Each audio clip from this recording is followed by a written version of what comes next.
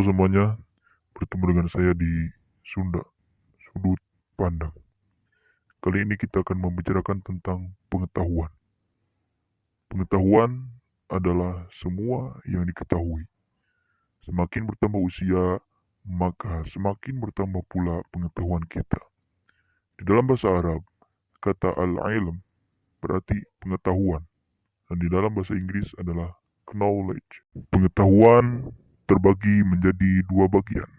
Yang pertama adalah pengetahuan yang diperoleh begitu saja, tanpa niat, tanpa motif, tanpa keingintahuan, dan tanpa disengaja.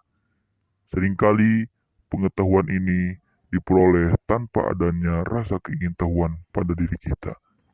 Yang kedua adalah pengetahuan yang diperoleh karena didasarkan motif ingin tahu, dan pengetahuan ini diperoleh karena diusahakan, biasanya karena belajar. Jadi ketika kita belajar, maka kita sedang menempuh pengetahuan yang diperoleh karena kesengajaan. Dari mana rasa ingin tahu pada manusia tersebut? Nah, rasa ingin tahu pada manusia itu sudah built-in dalam penciptaan manusia. Jadi, rasa ingin tahu itu sudah takdir bawaan dari lahir.